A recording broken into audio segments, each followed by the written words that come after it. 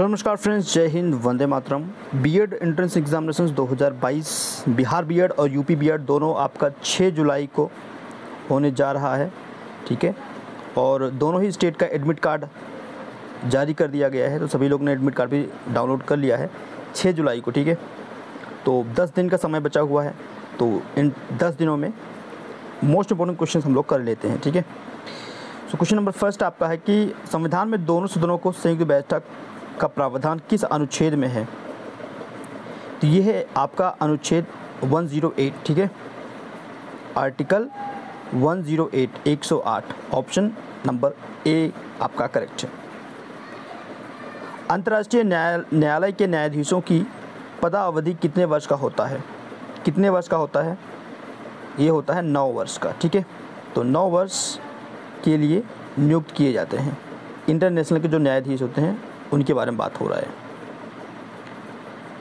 Greenland किस देश का अभिन्न अंग है? ग्रीनलैंड किस देश का अभिन्न अंग है? तो ये आपका है डेनमार्क। ठीक है, option C Denmark. Next question number 4, Bharat में पहला कृषि विज्ञान केंद्र कहाँ पर स्थापित किया गया था? पहला कृषि विज्ञान केंद्र कहाँ पर स्थापित हुआ था? तो ये हुआ था आपका पांडुचेरी में। ठीक है, ऑप्शन नंबर बी आपका करेक्ट है, पांडुचेरी। भारत में 14 बैंकों का राष्ट्रीयकरण किस पंचवर्षीय योजना के दौरान हुआ था?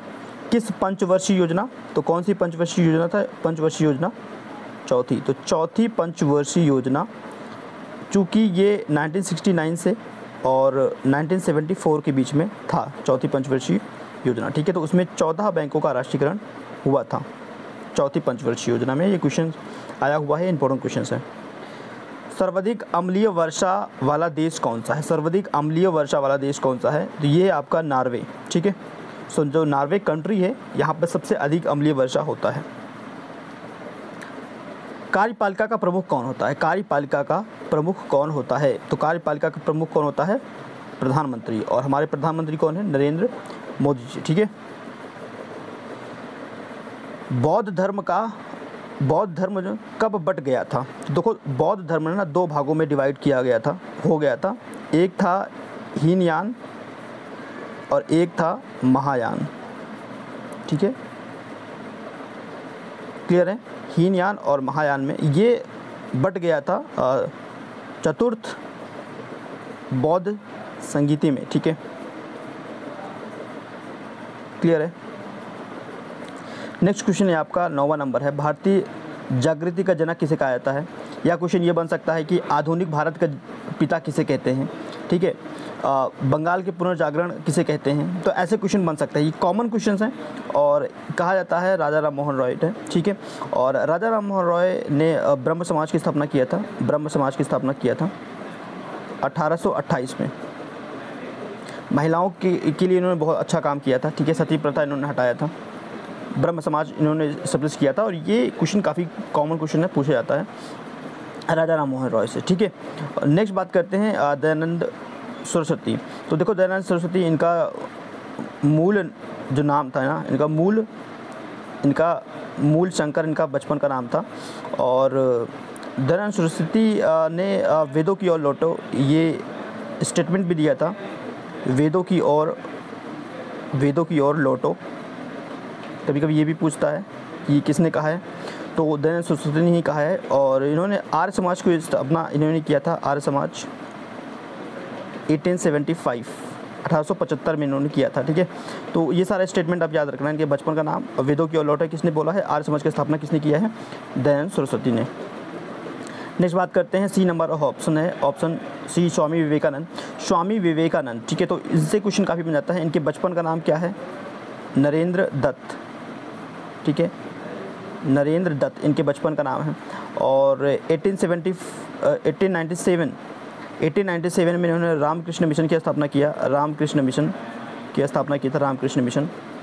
और इनके बचपन, इनके गुरु का नाम अगर पूछता है कभी कभी, तो इनके गुरु का नाम था रामकृष्ण परमहंस। इनके गुरु थे रामकृष्ण परमहंस। स्वामी विवेकानंद के गुरु थे रामकृष्ण परमहंस। ठीक है, और रामकृष्ण मिशन ये आपका बेलूर मठ में स्थापित किया गया था, जो कि कोलकाता में है, ठीक है। और इनसे एक क्वेश्चन और बनता है कि 1893 में इनको हिंदू धर्म महासभा, विश्व धर्म महासभा हुआ था, तो इसमें इन्होंने भारत के तरफ से इन्होंने रिप्रेजेंट किया था, ठीक है।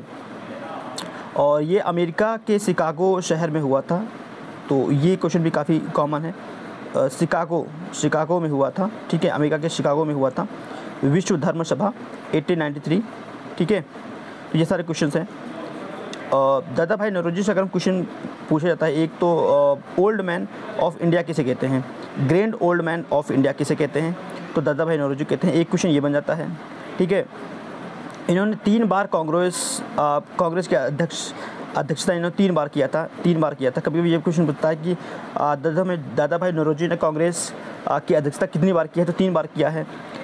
एक बार इन्होंने 1886 में किया था और कलकत्ता में हुआ था, ठीक है, कलकत्ता में हुआ था। और एक बार इन्होंने 1893 में किया, ये आपका लाहौर में हुआ था, ठीक है, लाहौर में हुआ था। और 1896, ठीक है, 1906 कलकत्ता में अधिवेशन हुआ था। 3 बार इन्होंने अधिवेशन में अध्यक्षता किया था कांग्रेस की तरफ से, ठीक है, क्लियर है। तो ये सारे क्वेश्चन इंपॉर्टेंट है, इस चीज़ को आपको तैयार करना है। भारत के किस राज्य में लाल मिर्च की सबसे अधिक पैदावार होती है, लाल मिर्च, तो लाल मिर्च के लिए सबसे अधिक जो पैदावार होता है वो आंध्र प्रदेश में होता है। ऑप्शन ए आपका करेक्ट है। किस गुप्ताकालीन शासक को कवि राज कहा जाता है, गुप्ताकालीन शासक, तो समुद्रगुप्त को, ठीक है, सी ऑप्शन करेक्ट है, समुद्रगुप्त। गिरनार पर्वत पर स्थित सुदर्शन झील का पुनरुत्थान किसने किया था, ये किया था मौर्य डायनेस्टी के शासक थे चंद्रगुप्त मौर्य। चंद्रगुप्त मौर्य ने गिरनार पर्वत पर स्थित सुदर्शन झील का पुनरुत्थान किया था, ठीक है। तो डी ऑप्शन चंद्रगुप्त मौर्य। गुप्ता काल में वैश्यवृत्ति करने वाली महिलाओं को क्या कहा जाता है, वैश्यवृत्ति करने वाली महिलाओं को कहा जाता है गणिका। सी ऑप्शन आपका करेक्ट है, क्लियर है। और आमजू उन महिलाओं को कहा जाता है जो जीवन भर अविवाहित रहती हैं। आमजू उन महिला को कहते हैं जो जीवन भर अविवाहित, ठीक है, जो शादी नहीं करती हैं, जीवन भर अविवाहित महिलाएं होती हैं, उनको आमजू वो महिलाएं आमजू कहलाती हैं, ठीक है। गुप्त राजवंश के लिए प्रसिद्ध था, गुप्त राजवंश किस लिए प्रसिद्ध था, तो यह आपका कला और स्थापत्य के लिए फेमस था, ठीक है, गुप्त राजवंश। Option A. बांदीपुर राष्ट्रीय उद्यान किस राज्य में है, बांदीपुर राष्ट्रीय उद्यान ये आपका कर्नाटक स्टेट में है। कहाँ पर है डियर, कर्नाटक स्टेट में। नेक्स्ट आपका है सैंडविच किस द्वीप का पुराना नाम है, तो ये आपका हवाई द्वीप का पुराना नाम है, ठीक है, बी ऑप्शंस। दशावतार मंदिर किस नदी के तट पर है, दशावतार मंदिर जो है, दशावतार टेम्पल्स है, ये किस रिवर पर है, तो ये आपका है बेतवा रिवर पे, ठीक है, Betwa river. D option correct है। पश्चिम बंगाल की सीमाएं किन देशों के साथ लगी होती हैं, कितने देशों के साथ लगी हुई हैं, तो ये है आपका 3 देशों के साथ। कौन कौन से देश है वो, एक तो है आपका बांग्लादेश, एक आपका है नेपाल और एक आपका है भूटान। तो 3 कंट्री के साथ लगी हुई हैं इसकी सीमाएं, ठीक है। भारत के किस राज्य में विश्व का सबसे बड़ा थोरियम का भंडार है, किस राज्य में है, ये है आपका थोरियम का भंडार, ये है आपका केरल में है, ठीक है। कहाँ पर है dear, Kerala. Option A. Congress का बेलगांव अधिवेशन कब हुआ था, ये हुआ था 1924। और बेलग्राम अधिवेशन की अध्यक्षता किसने किया था, तो महात्मा गांधी जी ने किया था। गांधी जी ने एक बार अध्यक्षता किया था, और वो कौन सा अध्यक्षता किया था इन्होंने कांग्रेस का, तो वो गांधी जी ने किया था। 1924 में हुआ था बेलग्राम अधिवेशन, ठीक है डियर। कोयला बांध किस राज्य में है, ये बांध कोयला बांध ये आपका बिहार में है, ठीक है, बिहार। Option A. नेक्स्ट आपका कैलाश सत्यार्थी को किस क्षेत्र में नोबेल पुरस्कार दिया गया था? इनको पीस अवार्ड दिया गया था, नोबेल में शांति कैटेगरी में दिया गया था। और ठीक है, ऑप्शन सी आपका करेक्ट है। ठीक है, 2014 में इनको मिला था। मलाला यूसुफजई जो पाकिस्तान की है, उन्हीं के साथ इनको दिया गया था। माई लाइफ माई मिशंस किस भारतीय व्यक्तित्व की आत्मकथा है? ये है आपका बाबा रामदेव। ठीक है, बाबा रामदेव, ऑप्शन डी। भारत का सबसे पुराना बांध कौन सा है? भारत का सबसे पुराना बांध है कलनई बांध। ये कहाँ पर है भैया? ये आपका है तमिलनाडु में। कौन से स्टेट में है? तमिलनाडु में। ठीक है, और कौन सी नदी पर ये बना है, कौन से रिवर पर बना है? तो ये आपका कावेरी नदी पर ये बांध बना हुआ है, सबसे पुराना बांध है। ठीक है, भारत का सबसे पुराना बांध है, तमिलनाडु राज्य में है। कभी कभी ये भी पूछेगा ना तो कौन से राज्य में है। मैथिली भाषा को भारतीय संविधान का किस सूची में किस वर्ष पारित किया गया था? ऐसा कुछ पूछ रहा है। ठीक है, तो ये है आपका 25वां नंबर क्वेश्चन। और ये क्वेश्चन मैं आपको बताता हूँ कि 92वां संविधान संशोधन था। संविधान संशोधन